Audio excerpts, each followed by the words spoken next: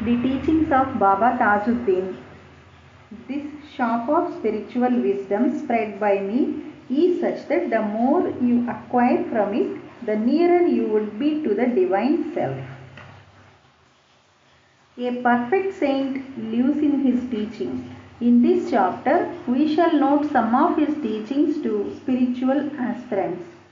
A little after Raja Raghoji Rao had brought Hazrat Baba Tajuddin to Sakardara, now known as Raghoji Nagar, about the year 1908, a sadhu visited him. The sadhu had a bag around his neck. It contained small bottles of medicines. In those days, Huzur Baba mostly remained in a state of samadhi, and whenever he returned from that state, he used to answer the questions and prayers made to him by the devotees who thronged around him in thousands. He hardly gave a few minutes to the devotees and used to return to the state of samadhi. On some occasions, he used to leave the palace and roam about in the close-by jungles and fields. Baba Saheb advised the sadhu to live in a small village and devote himself to prayers all the 24 hours in a day without forgetting the omnipresence of God for a single moment. Baba Saheb told him the real path for a devotee to realize God is service to humanity, and you are given this service by me. He then recited a couplet which means the only way to realize God is service of humanity. Merely putting on the garb of a sadhu or fakir, merely uttering the daily puja and namaz cannot lead one to God realization. Baba Saheb also told him, if you succeed in removing the misery even of a single man, this noble act of yours is 1,000 times better than going to Hajj and performing namaz at each stop during the course of the pilgrimage. Why, he added, the best Hajj or pilgrimage for a devotee is to win one's heart by serving him. Because man's heart is 1,000 times better than Kaaba. Before quoting the teachings, it may be worthwhile to point out that his teachings were quite synonymous with those of the Gita and Quran Sharif. These teachings are reproduced below.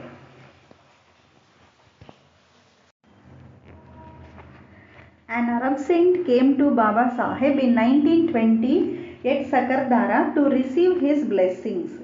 At the time of his meeting, Baba Saheb was walking briskly to and fro near the place. Finding an opportunity to be near to Baba Saheb, the Arab saint followed behind him and all the while uttered Darud Sharif in honor of Prophet Muhammad. Baba Saheb suddenly turned round and said to him, control thy desires. Then alone thou shalt get light to tread on the divine path to attain God. All miseries and obstacles befall a man through mortal desires, particularly lust for woman. Otherwise life is only bliss and bliss. At another place Baba Saheb told him, he alone is a man indeed who has conquered all human desires and anger. In the path of divinity, these two are man's foremost enemies. Anger and lust for woman make a man blind. There is no other way out for man but to conquer these deadly enemies if one wants to tread on the path of divinity and attain God. Similar instructions were also given to many sadhus and fakirs who had the good fortune of seeing him in that period. Karim Baba narrates how he was taught by Huzur Baba. A saint from Jhansi visited Baba Saheb at Sakardara. He used to stay with Karim Baba. They always discussed Vedanta. Once I questioned him if he could show me an easy way to attain salvation. He told me to recite the name of Huzur Baba Saheb with Tajuddin in a Kabrastan. Being interested in the path, I started visiting a Kabristan. On the third day, I could hear the angry voice of Baba Sahib. When I opened my eyes, there was none. I could hear the some voice again when I started the japa again by closing my eyes. I got nervous and left the place and reached Sakardara late. At about 3 a.m., I saw Baba Sahib standing near my hut. As I went quite close to him, he uttered, "Who asked you to dig out big mountains?" He then gave me a matchbox saying, "Why do you knock about here and there?" He also spoke out a few more words which I could not follow. Thereupon I spoke to him within my mind itself, "Huzur, I could not understand you." No sooner I uttered these words in my mind than Huzur Sahib slapped me, saying, "Why pretend ignorance?" Thereafter, taking a shawl from one bystander, he gave me one end of it by holding the other one himself and asked me to spread it out on the ground and said, "This is a shop." He then read out a couplet. "This shop of spiritual wisdom spread by me is such that the more you acquire from it, the nearer you would be to the divine self." He added, "He is within my heart, which is in his hands, just in the same manner this mirror is in my hand, in which I can see my face. He exists in my heart, which is a mirror, whenever I have a glimpse of him. I have only to look within, and the divine self is seen crystal clear." He further recited, "O ignorant, why roam about unnecessarily here and there?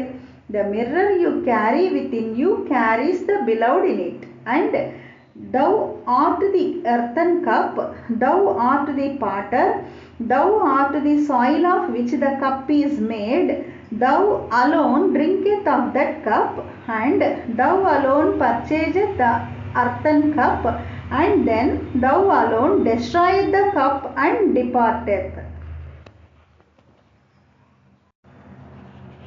Once he said, "One who sees himself and realizes who he is and does not stop there but goes on his quest for truth and knowledge till he becomes perfect, he realizes God." At another place he has said, "If you want to see God, the only way out is to know yourself." Huzur Baba Sahib always taught his disciples and devotees to practice breath control and taught the simplest methods of practice in yoga and bhakti. He often taught, recite the name of God with each breath you inhale and exhale by keeping the image of your master fixed before your mental eyes. If you have accepted your master in real faith by surrendering all your desires at his feet, then you know without doubt that you have attained both God and Prophet Muhammad. Why? Because there is nothing in this seen and unseen world which your master cannot bestow on you in a twinkle at his sweet will and at any moment he likes. He further makes it clear by reciting the verse, "To live in this world always feeling the pangs of your, that is God's separation, and leave this world out of sheer love for you is real martyrdom. To follow thy path is the real path to heavens. To see and hear you alone, to forget one's own existence in your deep and sincere love is Sharifat, Marifat, Abul Tarifat. Thy sweet remembrance at each breath, keeping thy image always before the mental eyes, is the real bhakti." He further says, "Perch on thy heart in the same manner as a bird perches on its egg. This practice alone will transform thee and give thee wonderful experiences." In the Quran Sharif, there is praise for that man who always keeps himself composed both in pleasure and pain. "Neither I get overjoyed in happiness, nor do I sink within my heart in unhappiness. I keep such strength of mind that visitations by happy and unhappy moments meant nothing to me but visits by guests who came, stayed a while and departed." Complete renunciation or freedom from desires is the real path for a fakir.